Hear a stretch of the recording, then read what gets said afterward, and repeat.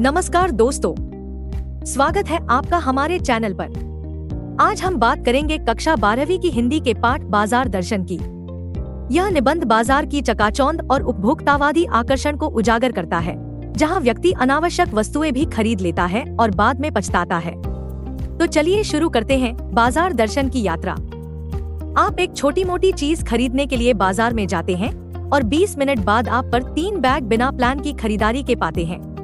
अपने दशकों पुराने निबंध बाजार दर्शन में लेखक जैनेंद्र कुमार ने इंटरनेट या सोशल मीडिया विज्ञापन के आविष्कार से बहुत पहले ही इस मनोवैज्ञानिक कमजोरी का पता लगा लिया था। कुमार ने बाजार के मुख्य हथियार को बाजार के जादू के रूप में पहचाना। यह एक आक्रामक रणनीति है जो हमारी संकल्प शक्ति को बदलकर और हमें उपभोग की ओर खींचने के लिए दृश्य भव्यता का इस्तेमाल करके आँखों को निशाना बनाता है। यह जादू हमारी खरीदारी की शक्ति पर पनपता है, जो समाज को अपनी वित्तीय हैसियत दिखाने के लिए चीजें खरीदने का अहंकार से प्रेरित होता है। खरीदारी की शक्ति किसी भौतिक जरूरत को पूरा करने के बजाय अपनी बात साबित करने के लिए पैसा खर्च करने की क्षमता है।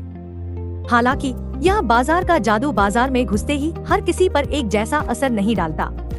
इसकी शक्ति उपभोक्ता की अंदरूनी मानसिक हालत के आधार पर ऊपर नीचे होती रहती है। बाजार अपने आप में बुरा नहीं है, लेकिन यह खतरनाक है। हमारी वित्तीय स्थिरता इस बात पर निर्भर करती है कि हम अंदर कदम रखने से पहले कौन सा मनोवैज्ञानिक कवच पहनते हैं या भूल जाते हैं। इस कवच को समझने के लिए हम 3 अलग अलग तरह के खरीदारों को देख सकते हैं। पहला है अति खर्च करने वाला, एक दोस्त जो एक छोटे से काम से बाहर गया था। वह बेकार सामान के बंडल लेकर घर लौटा और तुरंत अपनी पत्नी को बिना सोचे समझे किए गए खर्च के लिए दोषी ठहराया। खाली दिमाग और भरी जेब बाजार में व्यक्ति के अहंकार को बढ़ाती है और उसके मन को अपने कब्जे में करती है, साथ ही जरूरतें बनाने का मौका देती है। दूसरा खरीदार वह खरीदार है जो पूरा दिन बाजार की चीजों को देखकर हैरान रह जाता है। बाजार के बीच घूमते हुए वह घर खाली हाथ लौटता है। उसने बताया कि कोई भी एक चीज चुनना हार मानने जैसा लगता है, जैसे एक चीज खरीदने का मतलब है अपनी बाकी सब चीजें खो देना। खाली दिमाग अनगिनत चाहत के सामने बिना किसी तय मकसद के असमंजस की हालत बना देता है। बाजार का इंद्रियों का बेकाबू होना उपभोक्ता को बिना किसी मकसद के कोई भी निर्णय लेने में नाकाम कर देता है। उपभोक्ता एक शिकार है, या तो आवेग में उसका पैसा खत्म हो जाता है या असमंजस में उसका समय बर्बाद हो जाता है। आखिर में कुमार एक मामूली पड़ोसी भगत जी की ओर इशारा करता है, जो सड़क पर साधारण चूरन बेचकर गुजारा करता है। भगत जी हर दिन ठीक 6 आने कमाते हैं।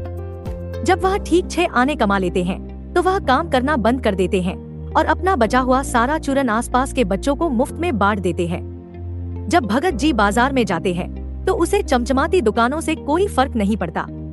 वह सबसे महंगी दुकानों के पास से सीधे एक मामूली किराने वाले के पास पहुंच जाते हैं। वह सिर्फ 2 चीजें खरीदते हैं, काला नमक और जीरा। चूरन के लिए वह अपनी जरूरतें पूरी होते ही वहां से चले जाते हैं। भगत जी के पास एक भरा मन या खुला विचार है, क्योंकि उसे ठीक ठीक पता है कि उसे क्या चाहिए। बाजार के जादू में भगत जी को पकड़ने के लिए कोई चाल नहीं है। यह भगत जी के पहले से तय मकसद के खिलाफ बिखर जाता है। बाजार में असली ताकत एक ऐसे दिमाग से आती है जो इतना संतुष्ट हो कि बाहरी चीजें चमकती हैं, लेकिन उसमें घुसती नहीं है। जब कोई समाज ज्यादातर खाली दिमाग से बना होता है, जो खरीदने की ताकत के पीछे पागल होते हैं, तो बाजार खुद बदलने लगता है। कुमार इसे बाजारूपन कहते हैं। बाजारूपन बाजार के असली काम को खत्म कर देता है। इंसान आपसी जरूरतें पूरी करने की जगह बनने के बजाय यह धोखे और शोषण पर बना एक गंदा खेल बन जाता है। यह प्रणाली सामाजिक पहचान को नजरअंदाज करके असमानता बनाती है और हर कोई एक लेनदेन में एक भूमिका तक सिमट जाता है। जब खरीदने की ताकत ही बातचीत का एकमात्र तरीका बन जाती है, तो बाजार जरूरतें पूरी करने वाले से गिरकर आक्रामकता से चलने वाली प्रणाली बन जाता है। अब सवाल आता है कि हम अपने दिमाग का बचाव कैसे करें? इसका जवाब स्पष्ट है। आपको पूरी तरह अकेले रहने या अपना बैंक अकाउंट खाली करने की जरूरत नहीं है। सुरक्षित रहने के लिए या जिंदा रहने के लिए एक भरे मन की जरूरत होती है। बाजार में कदम रखने या शॉपिंग ऐप खोलने से पहले आपको अपनी पूरी जरूरतें तय करनी होंगी। संतोष बाजार के मनोवैज्ञानिक फायदे को खत्म कर देता है। अगर आप यह जानते हुए इस जगह में आते हैं कि आपके पास पहले से ही वही है जिसकी आपको जरूरत है, तो आपने पूरे बाजार प्रणाली को पीछे छोड़ दिया है। तो दोस्तों, बाजार दर्शन हमें यह सिखाता है कि बाजार केवल वस्तुओं का केंद्र नहीं, बल्कि हमारी इच्छाओं और कमजोरियों का भी आईना है। यह निबंध हमें विवेकपूर्ण उपभोग और आत्मसंयम का संदेश देता है।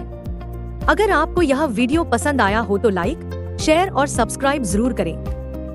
अगले वीडियो में हम हिंदी के एक और महत्वपूर्ण पाठ पर चर्चा करेंगे। तब तक के लिए धन्यवाद।